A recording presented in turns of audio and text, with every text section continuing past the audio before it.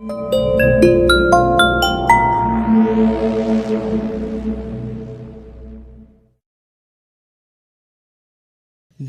2 সপ্তাহের দাবদাহের হাত থেকে বাঁচা গেল আজ।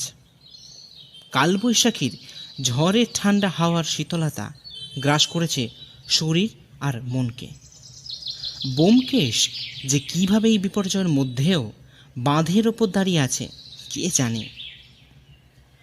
গ্রীষ্মের দাবদাহে কলকাতার ইট সুরকি দিয়ে তৈরি শহরের জঙ্গল থেকে বেরিয়ে আমরা চলে এসেছি ব্যোমকেশের মামার বাড়ি। না, এখানে মামার বাড়ি থাকলেও সেখানে না আছেন মামা, আর না আছেন মামার বাড়ির কোনো সদস্য। সবাই এই মেদিনীপুর জেলার চাইপাট গ্রাম ছেড়ে কলকাতায় আস্তানা গেড়েছেন। তবে দিনুময় কাকা একমাত্র যিনি এখনও এই বাড়ির মায়া ছেড়ে যেতে পারেননি, রয়ে গেছেন এই গণ্ডগ্রামে। দিনুময় কাকা হলেন মামার বাড়ির পুরাতন ভৃত্য।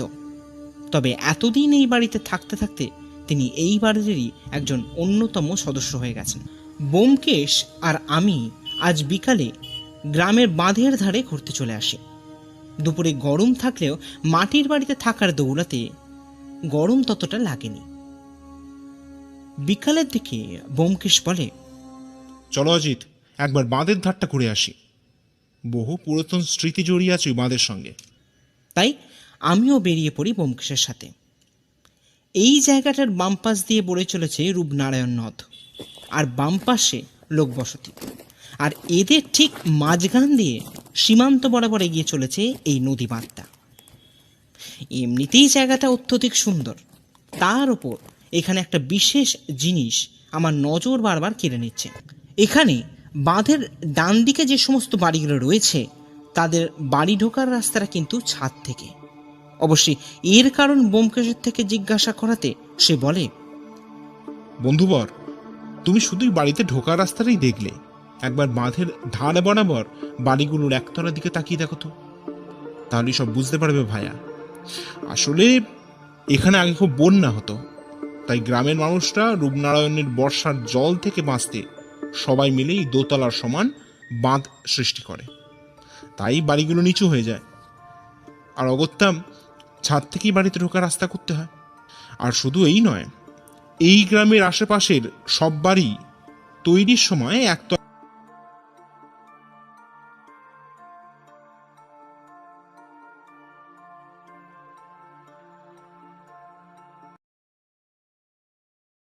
সমান মাটি ফেলে তার ওপর নতুন করে বাড়ি তৈরি হয়। বুঝলেন অজিতবাবু? এবার চলুন একটা বিশেষ জায়গায় নিয়ে যাই। এই বলে ব্যোমকেশ বাঁধের ওপর দিয়ে সামনের দিকে এগিয়ে গেল। অগত্যা আমাকেও যেতে হলো। এবার যে জায়গাটায় ব্যোমকেশ আমাকে নিয়ে এলো, সেখানে না এলে আমার জীবনটাই বৃথা হয়ে যেত। বাঁধের ঢাল ধরে নেমে আমরা পৌঁছে গেলাম নদীঘাটে। সত্যি কি যে ভালো জায়গাটা, তা ভাষায় ব্যক্ত করা যায় না। বিশেষ করে এই ঢালটা, তার চারপাশে সবুজ বনানীতে ভর্তি। এতটাই গাছ সেখানে যে সূর্যের আলো সেখানে প্রবেশ করে না।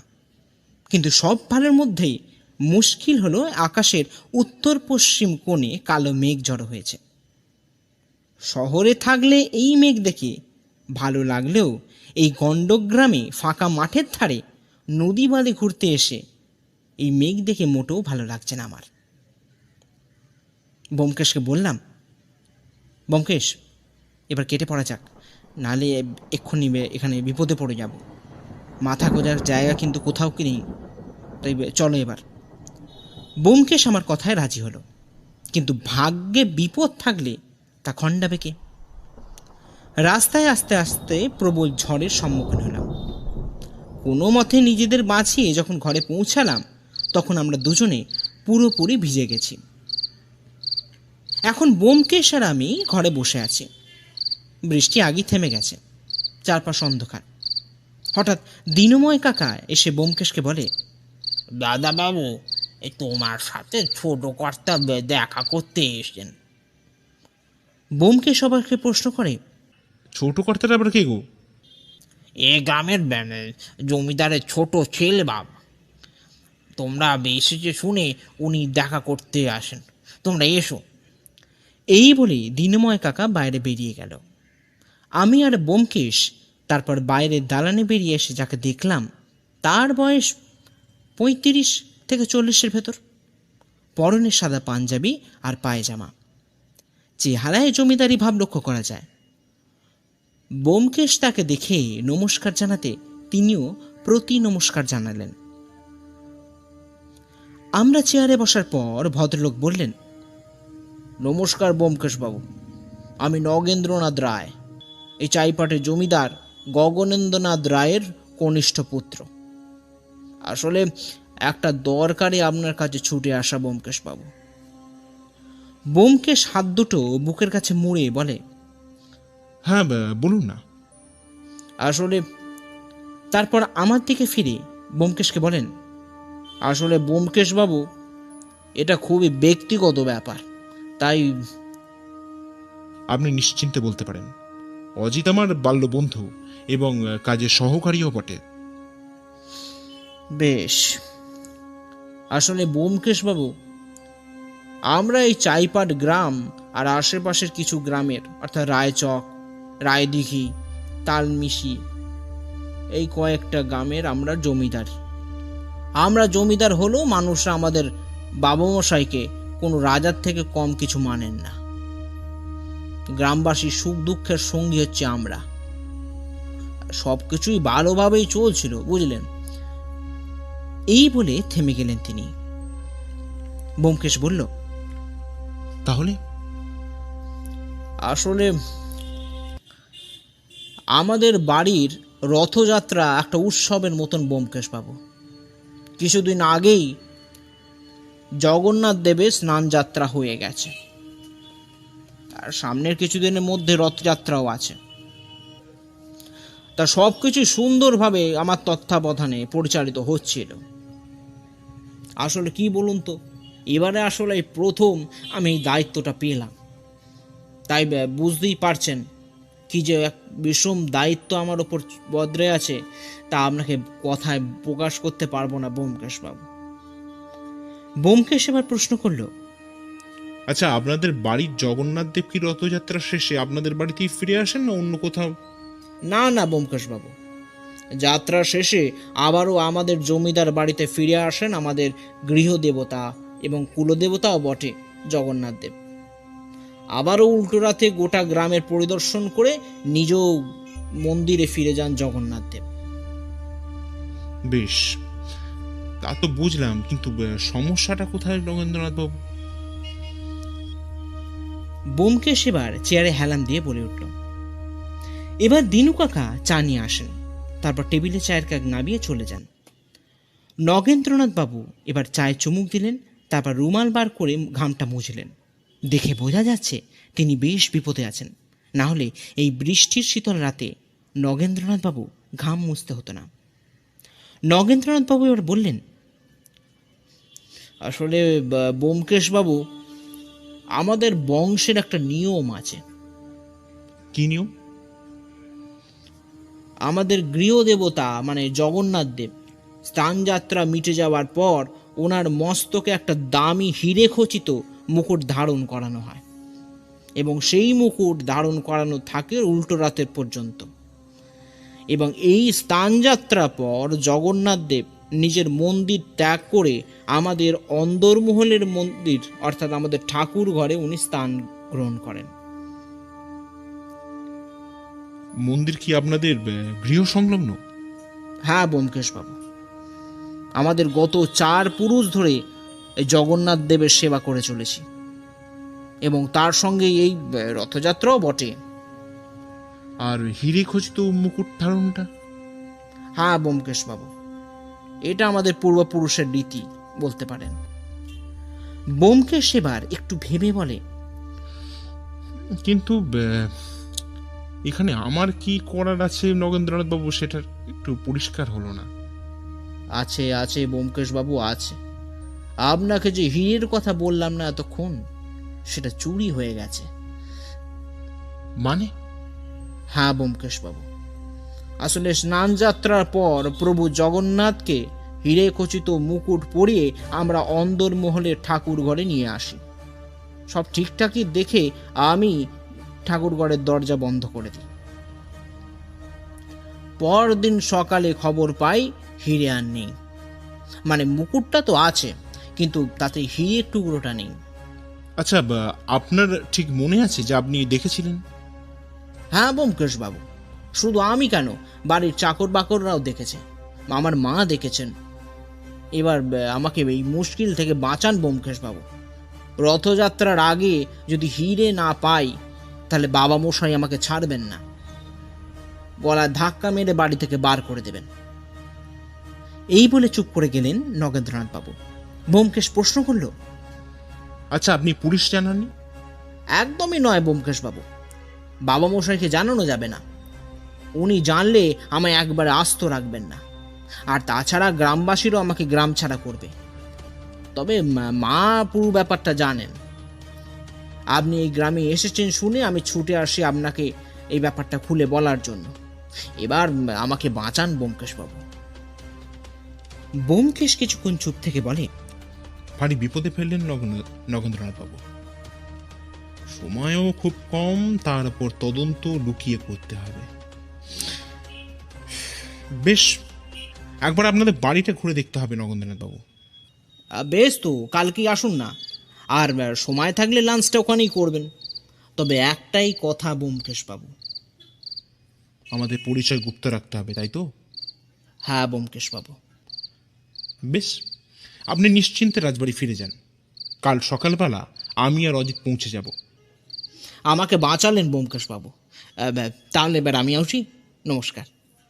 এই বলে ভদ্রলোক বেরিয়ে গেলেন। ব্যোমকেশকে দেখলাম চেয়ারে হেলান দিয়ে সিগারেট ধরাতে। আমি বললাম, কি ভায়া, কি বুঝলে? ব্যোমকেশ সিগারেটে ধোঁয়া ছেড়ে বলল, খুব বিপদ ভাই অজিত। নগেন্দ্রনাথ বাবুকে তো নিশ্চিন্তে বাড়ি ফিরতে বললাম, কিন্তু এদিকে আমার যে চিন্তা অনেক গুণ বেড়ে গেল। এসব ছাড়ো, তুমি কিছু বুঝতে পেরেছো কি? না ভায়া, এই হীরের টুকরো নিয়ে কোনো কিছুই আমি বুঝতে পারছি না। তবে এবার আমার দিকে ঝুঁকে পড়ে ব্যোমকেশ বলে, তবে হিরে খুঁজে না পেলে তোমার আমার গর্দানটা যে চলে যাবে, সেই বিষয়ে কোনো সন্দেহ নেই অজিত। এই বলে হাসতে থাকে ব্যোমকেশ।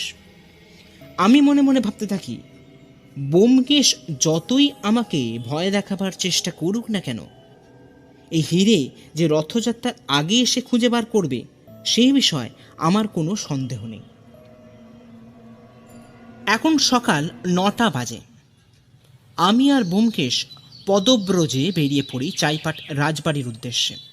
সত্যি এত বড় রাজবাড়ির অন্দরমহলে কখনো ঢোকার যে সুযোগ পাবো সেটা ভাবতেই পারা যায় না। সবই সম্ভব হয়েছে ব্যোমকেশের জন্য। ব্যোমকেশের মামার বাড়ি থেকে রাজবাড়ি পৌঁছাতে আমাদের সময় লাগলো মিনিট 10। সত্যি জমিদার বাড়িটা কিন্তু লাজবাব।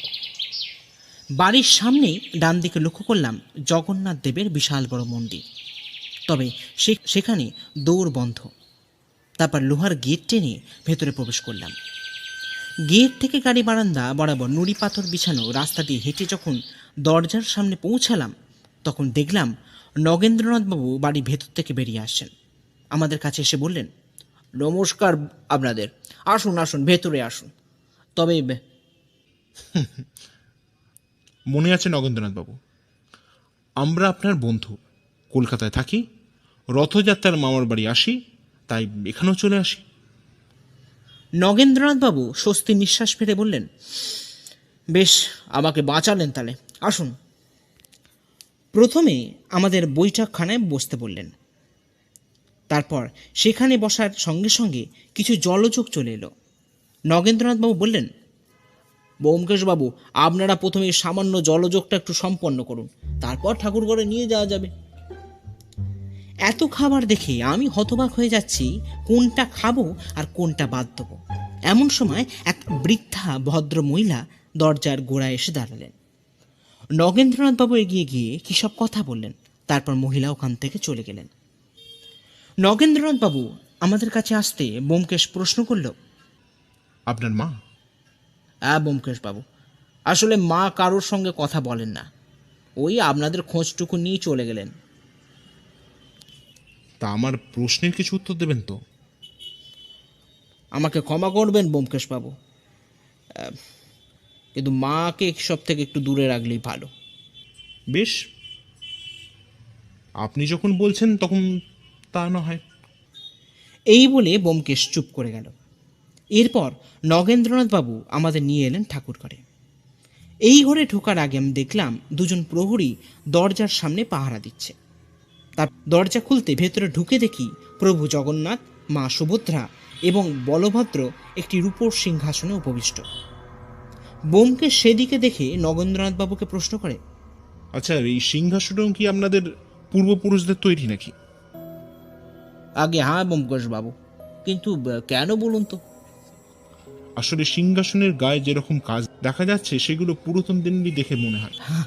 হ্যাঁ ব্যোমকেশবাবু, আসলে আমার প্রপিতামহের দ্বারাই এ সিংহাসন তৈরি হয়।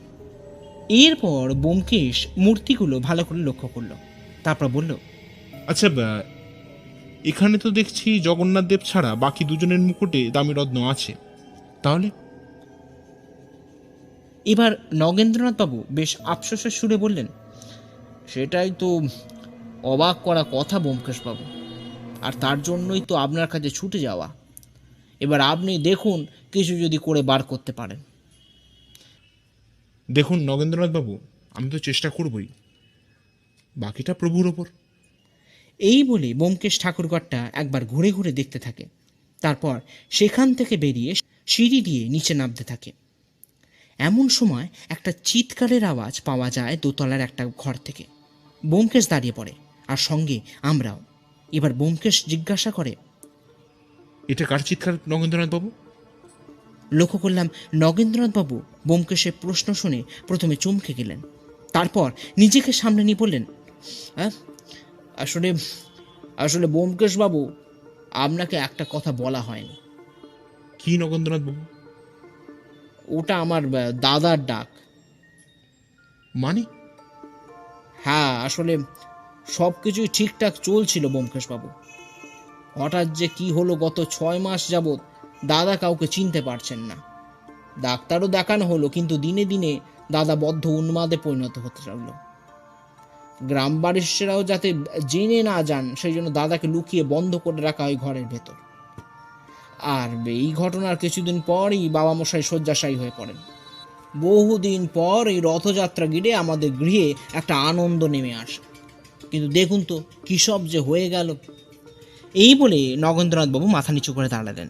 ব্যোমকেশ এবার বলল, আচ্ছা, একবার গগনেন্দ্রনাথ বাবু মানে মেসমশাইয়ের সঙ্গে দেখা করা যায় কি? হ্যাঁ সে তো যায়, তবে ব্যোমকেশ এবার ওনার মুখের কথা থামিয়ে নিয়ে বলল, আমাদের পরিচয় গোপন রাখতে হবে, তাই তো? আর চুরি কথা বলা যাবে না। হ্যাঁ বেশ, এবার চলুন আপনাদের নিয়ে যাওয়া যাক। আমরা যখন জমিদার গগনেন্দ্রনাথ রায়ের মানে নগেন্দ্রনাথবাবুর বাবার ঘরে প্রবেশ করলাম, তখন দেখি এক বয়স্ক ভদ্রলোক বিছানায় হেলান দিয়ে শুয়ে আছেন, আর এক ভৃত্য তাকে কিছু খাইয়ে দিচ্ছেন। আমরা ঘরে ঢুকলে নগেন্দ্রনাথবাবু সেই ভৃত্যকে বাইরে যেতে বলেন। তারপর নগেন্দ্রনাথবাবু আমাদের বন্ধু বলে পরিচয় করিয়ে দেন। গগনেন্দ্রনাথবাবু আমাদের পরিচয় পাওয়ার পর বলেন, তোমরা এখানে বসো বাবা। এই বলে তার সামনে থাকা দুটো চেয়ারে আঙুল দিয়ে দেখিয়ে দেন। আমি আর ব্যোমকেশ বাধ্য শিশুর মতন সেখানে গিয়ে বসি। তারপর তিনি বলেন, টিকটিকির কাজটা কি জানো তো বাবা? ব্যোমকেশ প্রথমে অবাক হলেও তারপর নিজেকে সামলে সামান্য মুচকি এসে বলে, ভারী উপকারী জীব মেসমশাই, মানুষের উপকার করে। বেশ, সেই অপেক্ষায় থাকলাম। তারপর কিছুক্ষণ চুপ থাকার পর গগনেন্দ্রনাথবাবু বললেন, আমি আগের মতন থাকলে তোমাকে তার উপকারিতা বলে দিতে পারতাম, তবে এখন একটা কথা। বলে থেমে গেলেন। ব্যোমকেশ বলল, কি কথা মেসমশাই? একটা প্রবাদ আছে জানো তো, বাংলা প্রবাদ, জীবন নাথি জগন্নাথ। ব্যোমকেশ কিছুক্ষণ ভেবে তারপর বলে, জানতাম না, তবে আপনি বলছেন যখন এবার একবার জেনে নেব। এরপর ব্যোমকেশ নগেন্দ্রনাথ বাবুর দিকে চেয়ে বলেন, আচ্ছা নগেন্দ্রনাথ বাবু, মেসমশাইয়ের চিকিৎসা কে করেন? আর বলবেন না, বাবা আয়ুর্বেদ চিকিৎসা করাচ্ছেন। আমি কত করে বলি যে একবার অ্যালোপ্যাথির চিকিৎসা করান, কিন্তু বাবা পুরাতন খেয়ালের মানুষ, তিনি আয়ুর্বেদ ছাড়তে পারছেন না। তা বৈদ্য কি আপনাদের গ্রামেরই নাকি? হ্যাঁ ব্যোমকেশ বাবু, রায়চকে মানে পাশের গ্রামেই উনি বসেন, অসীম বৈদ্য। ও বেশ, এরপর ব্যোমকেশ গগনেন্দ্রনাথ বাবু দিকে ফিরে বলেন, তাহলে উঠলাম মেসমশাই, আপনি ভালো থাকবেন। এরপর গগনেন্দ্রনাথ বাবু যে কথাটা বললেন তাতে আমি অবাক হয়ে গেলাম। তিনি বললেন, আমার ভালো থাকা আর খারাপ থাকা নির্ভর করছে ওই দেবাদি দেবের ওপর। উনি যদি একটু কৃপা দৃষ্টি দেন তাহলে। উনি চুপ করে গেলেন। আমরা ওখান থেকে বেরিয়ে পড়লাম। আমি আর ব্যোমকেশ এখন বাঁধের ওপর দিয়ে হাঁটতে হাঁটতে চলেছি। চারিদিকে সবুজ বনরাজির মাঝখান দিয়ে এই বিকালবেলায় হাঁটতে হাঁটতে বেশ ভালোই লাগছে। তার উপর দুপুরে রাজবাড়িতে খাওয়া দাওয়াটাও একটু বেশিই হয়ে গেছে, তাই হাঁটাটা দরকার। কিন্তু ব্যোমকেশকে দেখছি রাজবাড়ি থেকে বেরোবার পর থেকেই কেমন অন্য মনস্ক। তাই আমি প্রশ্ন করলাম, কি হে ব্যোমকেশ, এত চিন্তা করছো কেন? ব্যোমকেশ সিগারেটের ধোঁয়া ছেড়ে বলল, অজিত, কিছু বুঝতে পারছি না ভাই, কিছু বুঝতে পারছি না অজিত। এমনিতেই সময়টা এত কম, তার উপর এত রকমের ধাঁধা। আমি অবাক হয়ে প্রশ্ন করলাম, কিসের ধাঁধা ব্যোমকেশ? এই প্রশ্নের পর ব্যোমকেশ আমার দিকে হাঁ করে তাকিয়ে থাকে। তারপর বলে, তুমি কি মজা করছো নাকি অজিত? না সত্যি তুমি কিছু বুঝতে পারোনি? কি বুঝবো ভাইয়া? এবার ব্যোমকেশ মাথা চাপড়ে বলে, সত্যি অজিত, তুমি না আমার বন্ধু, এইটুকু ব্যাপার ধরতে পারলে না? কি ব্যাপার? আরে গগনেন্দ্রনাথ বাবু আমাকে 3টে ক্লু দিলেন, তার 2টো আমি ধরতে পেরেছি, কিন্তু 3 নম্বরটা আমি ধরতে পারছি না। আমি এবার মাথা চুলকে বললাম, কিন্তু ভাইয়া, তুমি বুঝেছো খুব ভালো হয়েছে, তো দয়া করে যদি এই এই মানুষটাকে একটু সাহায্য করতে। অজিত, গগনেন্দ্রনাথ বাবু কি কি বললেন বলো তো, তোমার মনে আছে? ওই তো টিকটিকি, দেবাদিদেব, এইসবই তো বলছিলেন। ঠিক বলেছ। এখানে টিকটিকি হলাম আমি, আর আর দেবাদি দিব আমি। আমি একটু ভেবে বললাম, ও আচ্ছা আচ্ছা, ব্যোমকেশ মানে তো মহাদেব, আর টিকটিকি সত্যান্বেষণ অজিত, সত্যান্বেষণ। আমি এবার অবাক হয়ে বললাম, তার মানে উনি বুঝে গেছেন তুমি? অজিত, সেটাই তো লাগছে, কিন্তু কিভাবে? আর সবচেয়ে বড় আশ্চর্যের ব্যাপার হলো ওনার 3 নম্বর কথাটা। কোনটা বলো তো ব্যোমকেশ? ব্যোমকেশ এবার রূপনারায়ণের ঘাটের পাশে দাঁড়িয়ে বলল, জীবননাথী জগন্নাথ, এর মানে কি অজিত? আমি লক্ষ্য করলাম পরন্ত সূর্যের আলোর ছটায় রক্তবর্ণ ধারণ করেছে ব্যোমকেশের মুখ। আমি জানি না এই প্রবাদের মানে কি, কিন্তু এটা জানি ব্যোমকেশ ঠিক এই রহস্যের সমাধান করবে। এবার ব্যোমকেশ হঠাৎ বলে উঠল, চলো একবার বৈদ্যের কাছ থেকে ঘুরে আসা যাক। এই বলে সে রাস্তার দিকে পা বাড়ালো। অগত্যা আমিও এগিয়ে চললাম। আমরা যখন পৌঁছালাম তখন বৈদ্য দরজায় তালা চাবি দিচ্ছেন। আমাদের দেখতে পেয়ে দাঁড়িয়ে পড়লেন, তারপর বললেন, এখন চেম্বার বন্ধ, কাল সকালে এসো বাবা। ব্যোমকেশ নিজের পরিচয় দেওয়াতে বৈদ্য চেম্বার খুলে আমাদের ভেতরে নিয়ে যান। তারপর আমরা চেয়ারে বসতে বসতে বৈদ্য বলেন, তা আমার এখানে সত্যান্বেষণের কি দরকার? ব্যোমকেশ মুচকি হেসে বলে, আসলে গগনেন্দ্রনাথ বাবুর বিষয়ে একটু কথা ছিল আপনার সাথে। অত দয়ালু একটা লোক আজ শয্যাশায়ী, কি যে খারাপ লাগে। কিন্তু ওনার এরকম অবস্থা হলো কি করে? বৈদ্য কিছুক্ষণ ভেবে তারপর বললেন, প্রায় 1 বছর আগেকার ব্যাপার হবে হয়তো। কর্তামশাইয়ের বুকের ব্যায়ামও দেখা যায়। তা কিছুদিন চিকিৎসার ফলে উনি সুস্থ হয়ে ওঠেন, কিন্তু তারপর যে কি হলো, ওনার হাঁটা চলাই বন্ধ হয়ে গেল। আমি এবার আমাকে প্রশ্ন করলাম, মানে? চিকিৎসা উনি সাড়া দিচ্ছিলেন, শরীরও ভালো হয়ে যাচ্ছিল, কিন্তু কিছুদিন পর থেকেই ওনার চলার শক্তি লোপ পেয়ে যায়। আর এখন তো এই বলে চুপ করে গেলেন বৈদ্যমশাই। ব্যোমকেশ এবার বলে, বেশ, আমরা তাহলে আজ আসি, পরে দরকার হলে আবার আসা যাবে। আমরা ওখান থেকে বেরিয়ে কিছু দূর এগিয়েছি, অমনি ব্যোমকেশ আমাকে বলে, অজিত, তুমি আবার বাড়ি ফিরে যাও। দিনময় কাকাকে বলবে তেলে ভাজা ভাজতে, আর আমি একটু পরে আসছি। এই বলে সে গডমট করে সামনের দিকে হেঁটে চলে গেল।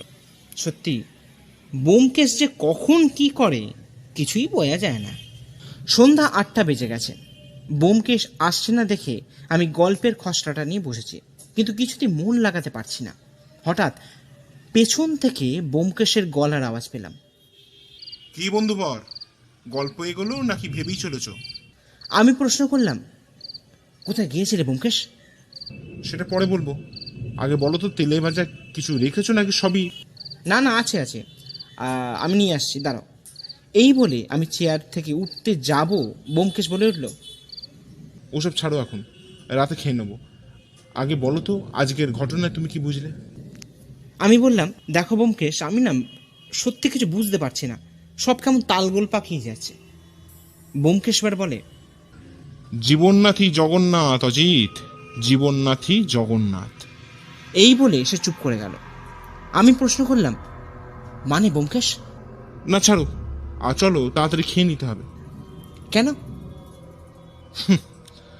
পাহারা দিতে হবে অজিত, পাহারা দিতে হবে। এই বলে সে বেরিয়ে গেল। আমি অবাক হয়ে রইলাম। রাত 9:30টায় ব্যোমকেশ হাতে টর্চ নিয়ে বেরিয়ে পড়ল। সত্যি ব্যোমকেশ যে কি করে! খাওয়া দাওয়া শেষ করে আমি উঠোনে খাটিয়ার ওপর বসে আছি। আজকের দিনটা খুব ব্যস্ততার মধ্যে কেটে গেল। ব্যোমকেশ এখন কি করছে, কোথায় আছে, কি করবে, আমি কিছুই জানি না। আর ওকে জিজ্ঞাসা করলেও যে কোনো সদুত্তর পাওয়া যাবে তা একদমই নয়। তাই আমি মনস্থির করলাম ব্যাপারগুলো একটু নেড়ে ছেড়ে নিজে থেকেই দেখা যাক। এই নাড়াচাড়া করতে গিয়ে কখন যে ঘুমিয়ে পড়েছি তা খেয়ালই করিনি। সকালে ঘুম ভাঙল ব্যোমকেশের গলার আওয়াজে। কি ভাইয়া, আমার অনুপস্থিতির দুঃখে তুমি কি বৈরাগী হলে নাকি? আমি তাড়াতাড়ি উঠে পড়ে বললাম, হ্যাঁ কেন এরকম বলছো কেন ব্যোমকেশ? বলবো না? এই যে উঠোনে খাটিয়ার ওপর শুয়ে আছো, সারা রাত ঘরেও যাওনি, তা এমন অবস্থা কোনো মানুষের কখন হয়? প্রথমত লাশময়ী নারীর চিন্তায়, অথবা অহেতুক চিন্তা। দূর, এসব বাদ দাও। এবার বলো তো, কাল সারা রাত কী করলে তুমি? ব্যোমকেশ প্রথমে মুচকি হাসলো, তারপর বলল, এখন বলবো না, আগে 1 কাপ চা। সারা রাত ভীষণ ধকল গেছে অজিত, মুখটা ধুয়ে নাও। বাঁধের ধারে ওই চায়ের দোকানে চা পান করতে করতে তোমাকে সব বলবো। আমি ঝটপট তৈরি হয়ে নিলাম। মনে একটা তীব্র উত্তেজনা কাজ করছে। মনে হচ্ছে কতক্ষণে সব রহস্যের সমাধান কথা জানতে পারবো। আমি আর ব্যোমকেশ চায়ের দোকানে চা পান করে চলে এসেছি সেই রূপনারায়ণ নদের ঘাটের সামনে। সত্যি যতবারই এখানে আসি ততবারই মনটা ভালো হয়ে যায়। ব্যোমকেশ আমার সামনে নদী ঘাটে পা ঝুলিয়ে বসে আছে। তারপর পকেট থেকে একটা সিগারেট বার করে ধরালো। আমি এবার নিজের কৌতূহল চাপতে না পেরে বলে ফেললাম, কি হে ব্যোমকেশ, এবার তো বলো রহস্যের সমাধানটা করলে কি করে? ব্যোমকেশ সিগারেটের ধোঁয়া ছেড়ে বলতে শুরু করলো, অজিত, আমাকে একটা প্রশ্নের উত্তর দাও তো। হ্যাঁ বলো না। প্রবৃত্তির শ্রেণীতে 3 নম্বর জায়গা কি আছে বলতো? আমি অবাক হয়ে বললাম, মানে এই আবার কেমন ধরনের প্রশ্ন ব্যোমকেশ? আরে বলোই না। ওই তো কাম, ক্রোধ, লোভ। হ্যাঁ, লোভ লোভ। এবার ব্যোমকেশ আমার দিকে ফিরে বলল, হ্যাঁ অজিত, এই লোভই শেষ করেছে চাইপাট রাজবংশকে। তবে এটা নতুন কিছু ঘটনা নয়, যুগ যুগ ধরে এইভাবেই প্রবৃত্তির নোংরা খেলা চলে আসছে অজিত। আমি এবার হতাশ হয়ে বললাম, কি সব বলছো ব্যোমকেশ, আমি তো কিছুই বুঝতে পারছি না। বেশ, আমি তোমাকে সব বুঝিয়ে বলছি। প্রথমে বলি, জগন্নাথ দেবের হীরা পাওয়া গেছে। এখন সেটা জগন্নাথ দেবের মুকুটে স্থান পেয়েছে। কিন্তু কিসের কিন্তু ব্যোমকেশ? চুরিটা করেছিলেন নগেন্দ্রনাথ বাবুর মা। আমি তো আকাশ থেকে পড়লাম, বললাম মানে এসব কি বলছো ব্যোমকেশ? আমি ঠিকই বলছি অজিত, চুরিটা করেছিলেন নগেন্দ্রনাথ বাবুর মা। কিন্তু কেন? সেখানেই তো প্রশ্ন অজিত, আর তার উত্তর পেতেই কাল রাতের পাহারাদারি। কিন্তু কিভাবে জানলে সেটা? দেখো অজিত, আমার প্রথম দিন থেকেই এসব ব্যাপারটা ভালো লাগছিল না। তার উপর নগেন্দ্রনাথ বাবু বললেন ওনার মা কিছু বলবেন না। কিন্তু কেন? এই প্রশ্নের উত্তর ভাবতে থাকি আমি, আর তার উত্তর পাই গতকাল রাতে। গতকাল রাতে? কিন্তু কিভাবে ব্যোমকেশ?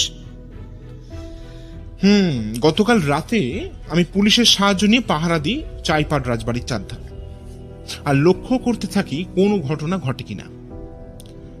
দাঁড়াতে দাঁড়াতে মোটামুটি সারা রাতে কেটে যায়। হঠাৎ ভোরের আলো ফোটার কিছুক্ষণ আগেই দেখি নগেন্দ্রনাথ বাবুর ঠাকুর ঘরে আলো জ্বলছে।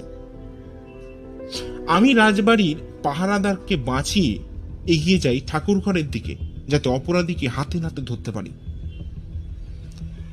দরজা আস্তে করে ঠেলে ভেতরে ঢুকে দেখি নগেন্দ্রনাথ বাবুর মা হীরাটা রেখে দিচ্ছেন। আমি ঢুকতেই উনি ভয় পেয়ে যান এবং তারপর আমাকে যা সব বলেন, তাতে আমি ওনার থেকেও বেশি অবাক হয়ে যাই অজিত। আমি এবার প্রশ্ন করি, তুমি অবাক হয়ে গেছো? কিন্তু কি কারণে ব্যোমকেশ? ব্যোমকেশ এবার এক দীর্ঘশ্বাস ফেলল, তারপর বলল, আচ্ছা, তোমার নগেন্দ্রনাথ বাবুর বাবার কথাটা মনে আছে? মানে ওই প্রবাদটা?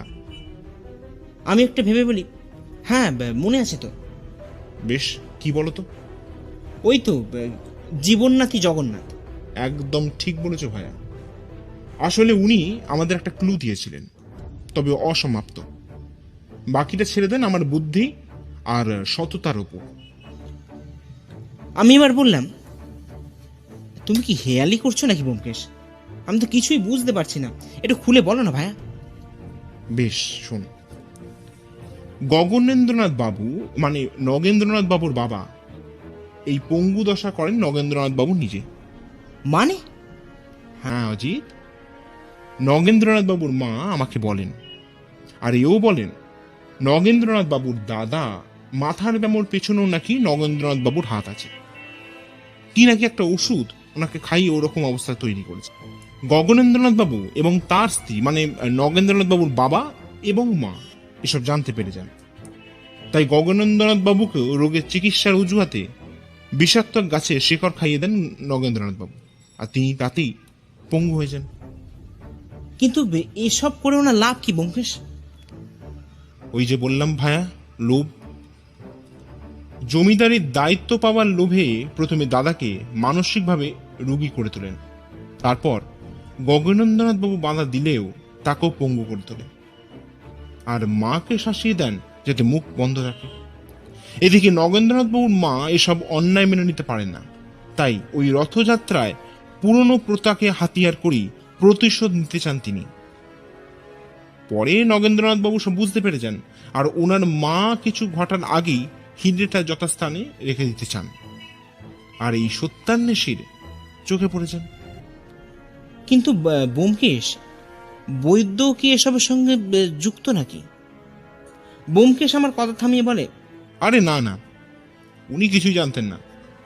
ওনার ওষুধ দিয়ে যাওয়ার পর সেই ওষুধ পাল্টে দিতেন নগেন্দ্রনাথ বাবু, ব্যাস, শর্টে শর্টাং। কিন্তু সব তো বুঝলাম ব্যোমকেশ, ওই প্রবাদটা ছাড়া। ব্যোমকেশ এবার হাসতে হাসতে বলে, তুমি এখনো বোঝনি অজিত, জীবননাথই জগন্নাথ। এখানে জীবননাথ মানে যিনি তোমার জীবনকে লালন পালন করছেন, আর জগন্নাথ মানে তো তুমি জানো। এখানে নগেন্দ্রনাথ বাবু তার জীবননাথ মানে তার পিতা গগনেন্দ্রনাথ বাবুর সাথে যেরূপ অন্যায় করেছেন সেটা শাস্তির যোগ্য। উপরন্তু তিনি জগন্নাথের হিরে না পেয়ে ভক্তের পরিচয় দেওয়ার জন্য লাফিয়ে ওঠেন। তাই নগেন্দ্রনাথ বাবুর কথা তুলে ধরার জন্যই ওই প্রবাদের দরকার বোধ করেছিলেন গগনেন্দ্রনাথ বাবু। এই বলে ব্যোমকেশ তাকিয়ে থাকে নদীর জলের দিকে। আমি মনে মনে ভাবতে থাকি, কি করে সন্তানরা পারে তাদের পিতামাতার সঙ্গে এরকম ব্যবহার করতে? যারা জন্ম দিলেন, শিক্ষা দিলেন, তাদেরকেও আঘাত করতে হাত কাঁপে না এই সমস্ত সন্তানদের?